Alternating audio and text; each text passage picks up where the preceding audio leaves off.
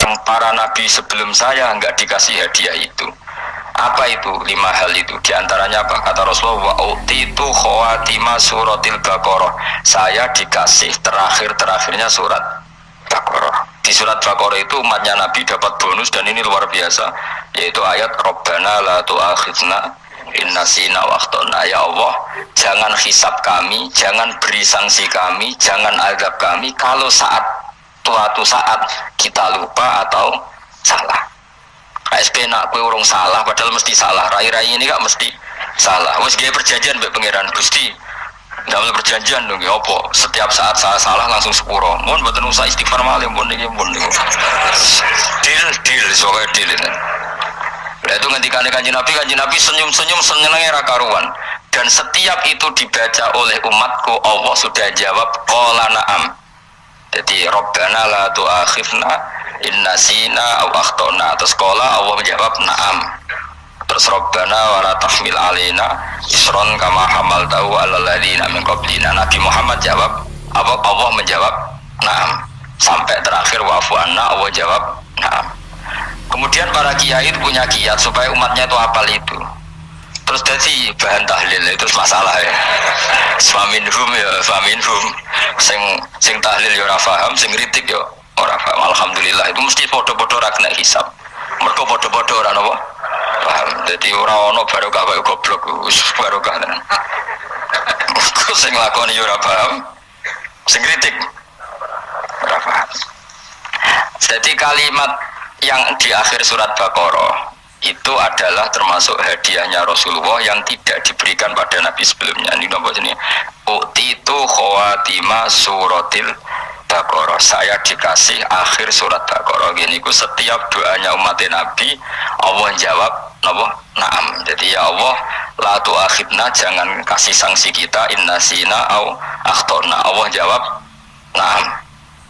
Itu satu. Terus kedua, umatnya Nabi itu kalau dosa itu tidak perlu prosedurnya harus istighfar. Banyak amalan yang menjadikan diampuni. Misalnya kafaratul majlis itu lafadznya agak istighfar. Subhanakallahumma bihamdik misalnya. Dan banyaklah imatatul adza anit thoriq. Misalnya Nabi pernah cerita ada seseorang yang nakal.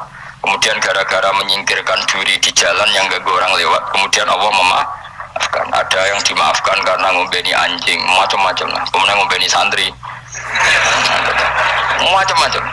Sehingga potensi kita dimaafkan itu tinggi sekali karena ada sekian amal yang itu menjadi sebab ridhanya Allah Ta'ala. Malah kalau dalam dunia wali itu ada seorang wali mau ngarang kitab, kemudian tintanya itu diminum lalat, dia membiarkan tinta itu sampai lalatnya sampai kenyang, kemudian gara-gara itu dimaafkan oleh Allah Subhanahu wa Ta'ala. Banyak sekali. Sehingga potensi kita dimaafkan tinggi.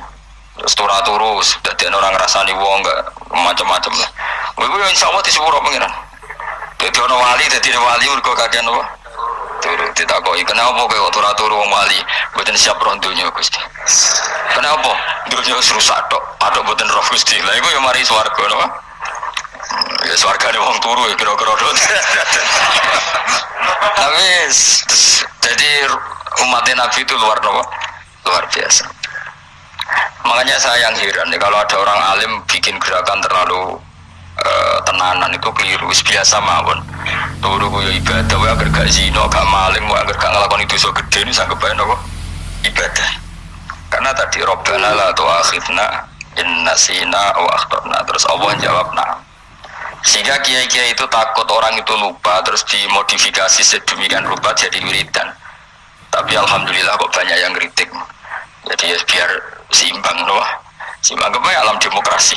Jadi gue lagi kecewa besing kritik, mereka insya Allah rapati paham masalah usul ini. Karena satu-satunya cara supaya orang paham itu pancen ya dijak latihan bareng-bareng. Gak ngono malah ra paham blas. Ya tapi tadi ya semua itu resiko. Zaman Nabi Sugeng ana ibadah sunat dilakoni terus, Nabi yo duka, kuwatire dianggap wajib. Tapi nek ora dilakoni blas Nabi yo duka, wong sunat ora tau dilakoni. Jadi sudah alhamdulillah sekarang ono sing kritik, ono sing setuju biar seimbang kok. Wong padha ora paham wae to. Padha paham. Padahal makna ayat itu luar biasa. Rabbana la tu'akhidna in nasina wa akhtana. Terus kedua, Rabbana wa la tahmil alaina isran kama hamaltahu 'alal ladzina min qablina. Ya Allah, jangan beri beban kami sebagaimana engkau memberi beban kepada orang sebelum kami. Dulu itu kalau ada orang yang salah, itu harus dibunuh oleh orang yang tidak salah.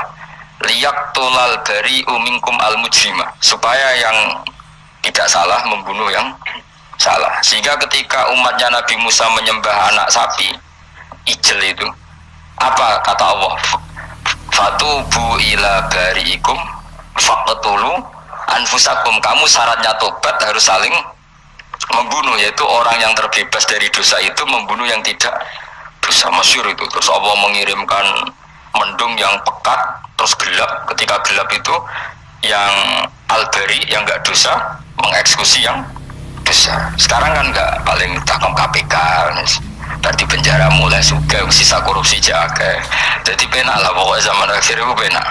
Pemenang saya KPK ini mulai disoal, jadi aman lah.